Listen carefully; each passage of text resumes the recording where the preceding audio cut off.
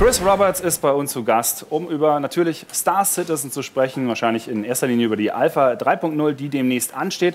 Und wir haben jede Menge Fragen von euch, beziehungsweise hoffe ich das. Aber jetzt begrüßen wir erstmal Chris. Welcome, Chris, and thanks for being here. Thank you. Appreciate it. Thank you very much. You're going to show Alpha 3.0 at the Gamescom, and of course we have lots of questions from the audience. But before we start with those questions, let me just put in some of my own. Okay. Because I'm very excited for Star Citizen, especially for the Squadron 42 part, where I visited you a couple of months back. And before we go over to the community questions, one question on the single player part, on the campaign mode. How far along is it? How much more will I have to wait?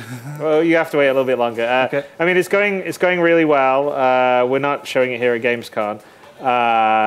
Because for me, I want to have it at a certain level of polish, and so we're working at getting it there. But there's a lot of the stuff that we show in our updates in ATV, and some of the stuff in 3.0 is specific stuff that is enabling and being used for Squadron 42, and in fact, some of the stuff that we introduced, like the planetary tech.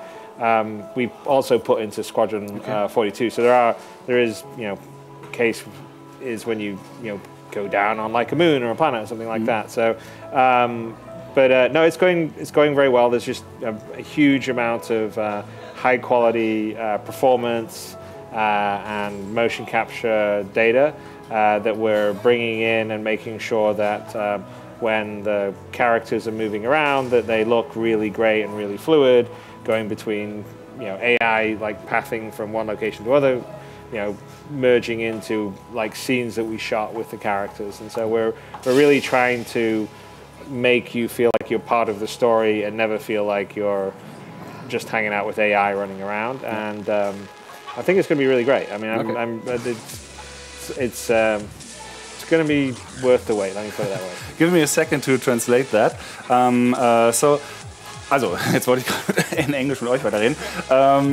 Was ich wissen wollte, bevor wir zu euren Fragen kommen, ich war ja vor ein paar Monaten da und habe mir Squadron 42 angeschaut und ich wollte einfach mal wissen, wie steht es denn um die Singleplayer-Kampagne oder um die erste Singleplayer-Kampagne, und Chris sagt, sie kommen gut voran, sie bauen Sachen, die sie für das Star Citizen-System bauen, zum Beispiel Planetenlandungen, auch ein in die Singleplayer-Kampagne, dass die da auch Teil von sein wird. Aber er will halt ein sehr, sehr hochwertiges Produkt am Ende haben. Termin gibt es dazu natürlich noch nicht. Sie haben auch sehr, sehr viel einfach Motion-Capture-Aufnahmen. Auch davon hatten wir ja immer mal wieder Beispiele in den letzten Monaten, wahrscheinlich inzwischen schon Jahren gezeigt. Und das braucht einfach sehr, sehr viel Arbeit. Aber so viel zu meiner Singleplayer-Neugier. Jetzt sind natürlich eure Fragen dran und dann fangen wir mal gleich an bei Daniel. Hallo Daniel, und womit können wir denn loslegen? Eine lockere Frage mal zum Einstieg. Gibt es etwas, worauf Chris besonders stolz ist? Ein Feature oder so etwas an Star Citizen? Okay, so the first questions from our audience is there one specific feature right now in the maybe in the Alpha 3.0 that you are especially proud of? Something that maybe you thought you wouldn't achieve and well, you got it running. Well, no, I mean the planetary tech. So I mean, this is going to be the first time that the community can go and land on, in the case of 3.0, moons or this asteroid planetoid, and fully realized every inch of them. You can move around them, explore them. You can circumnavigate the entire circumference of the moon if you wanted to, and it's the amount of additional playable area that comes into the game now compared to what was in say 2.63 is huge, and just how much the game is going to open up because we're introducing the planetary tech compared to what we were thinking we would have in the game before we sort of made the breakthrough, so to speak. It's really exciting. There's a lot of gameplay that's going to come out of it. It's one of the reasons why maybe things are taking a little longer than some of us, or I'd like to things move faster too, would like. But once we've sort of opened up the potential of these planets, then because of the sort of the detail and the fidelity that we're going for, we also need to make sure that there's stuff to do on the planets, and so we're quite focused on not just creating the planets, but also creating sort of systems that will allow the, whether it's ecosystems or flora or fauna that make it alive, or things to do on it, or a way to sort of procedurally create little outposts or towns or villages beyond the central landing zones. Because the original version of Star Citizen, we were sort of aiming to be a bit more like Privateer or Freelancer, where we had individual sort of bespoke landing zones, but you couldn't explore the planet. You would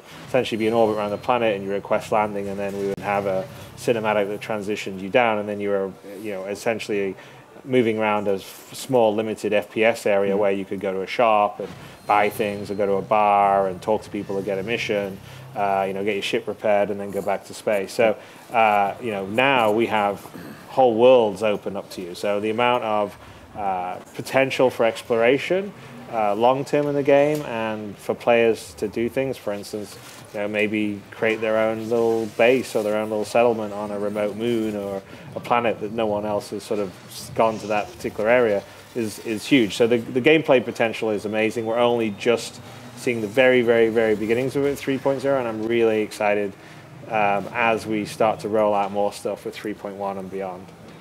Also, wenig überraschend ist das Highlight für Chris natürlich die Planetentechnologie, wo sie auch in den letzten Jahren einfach mehr umsetzen konnten, als sie ursprünglich geplant haben. Denn es war ja gar nicht unbedingt geplant, dass man immer auf alle Planeten runterfliegen würde können, sondern die ursprüngliche Idee war, dass das ein bisschen ist wie bei den alten Privateer-Spielen, falls die noch jemand kennt, dass man eben auf eine Basis auf dem Planeten landen kann und dann dort aussteigen, da man auch zu einem Shop gehen kann, da vielleicht irgendwie Quests annimmt, aber eben nicht auf dem ganzen Planeten rumfliegen kann, einfach überall ins All starten kann, überall wieder in die Atmosphäre hineinfliegen kann.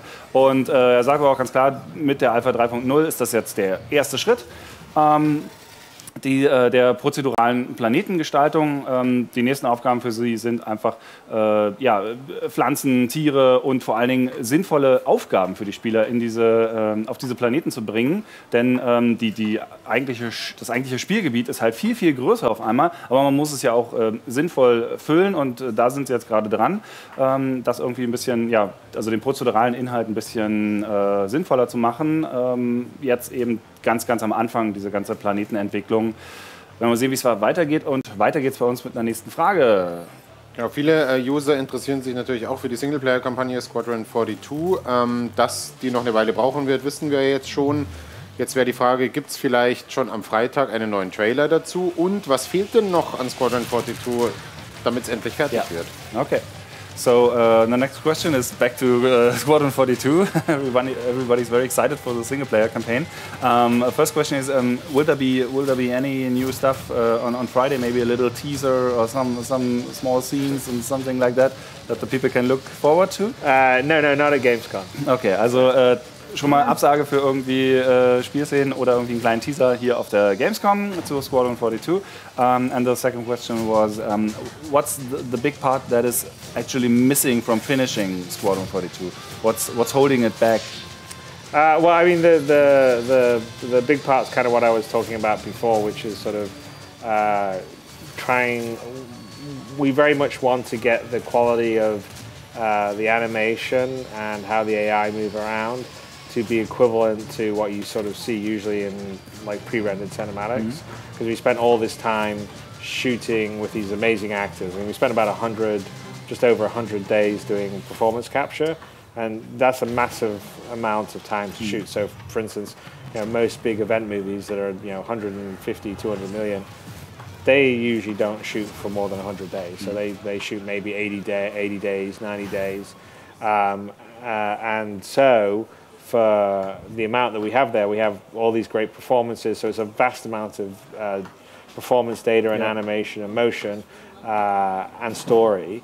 We really want to make sure it comes across. So when you're playing the game and you're moving around it and you're there talking to Old Man, which is played by Mark Hamill, or the various other characters that you're playing the game like alongside with, because you're basically in this movie, as opposed to sort of the Wing Commander 3 and the Wing Commander 4 was sort of you were like the stuntman flying the ship, but when you got back on the ship, you would see what Mark Hamill did, and then you would sort of say, no, go take this choice or this choice. Well, in this case, it's you. You're just happen to be the lead star in the movie, and so getting that to be the fluidity that we want, because it's a huge story, and dialing that in is been taking a bit longer than we anticipated. But so what you're saying is the other parts, for example, the missions and stuff like that, they are further along. We have. So we've done or something. Well, like we're still working on say the final assets and stuff, but we've blocked out all the missions and what we call chapters. So we have these chapters that each one sort of would be the equivalent of several missions in say a Wing Commander, because they're sort of linked. Because you can already play those missions from start to finish. Well, so we haven't blocked what you would call sort of designer, somewhere between white and grey boxes, and some of the levels we're taking to a more finished. We're going to take them all to finished state, but we're taking certain ones of them. Like for instance, when we were talking about showing a sequence last year.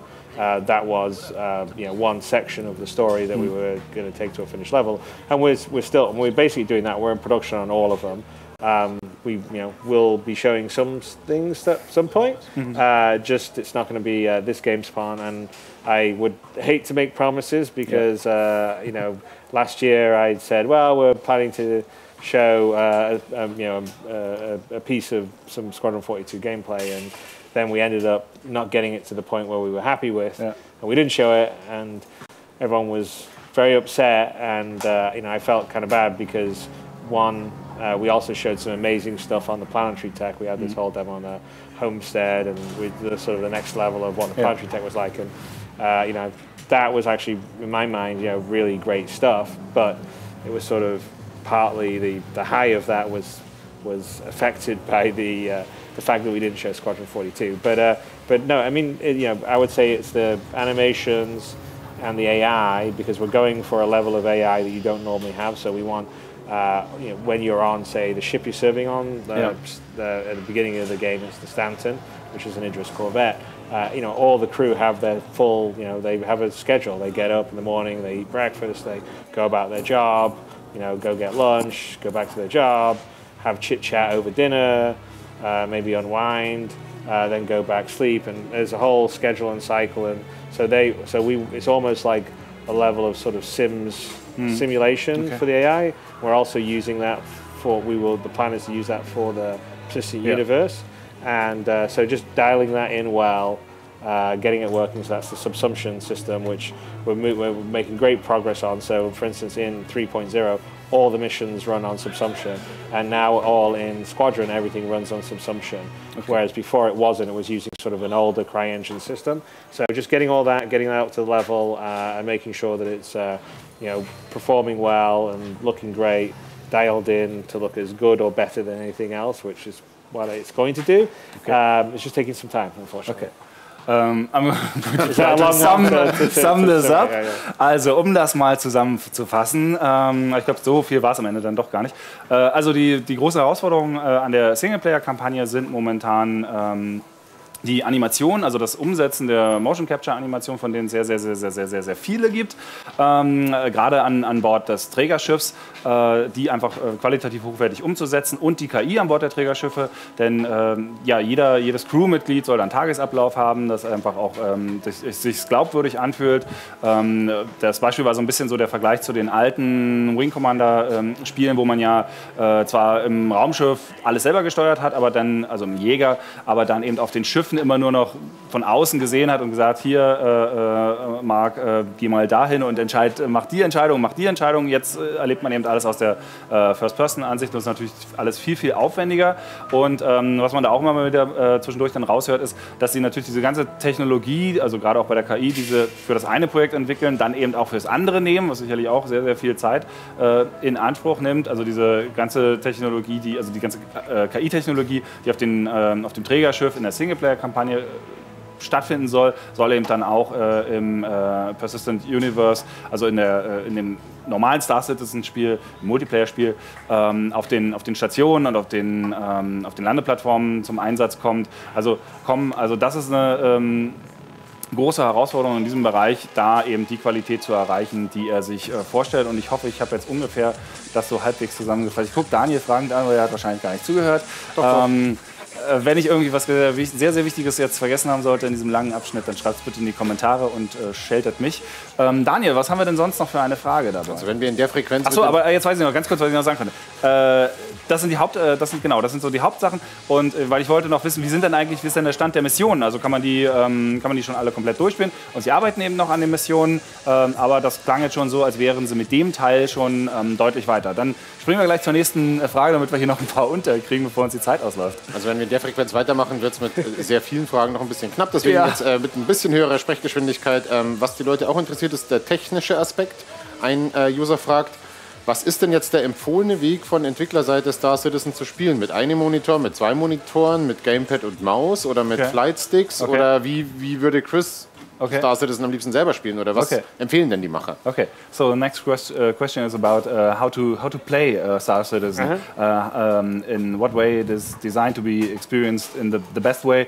Are you going to play it on 1 monitor, on 2? Are you going to play it with a gamepad, with keyboard and mouse? Is it for joystick? What's your personal preference?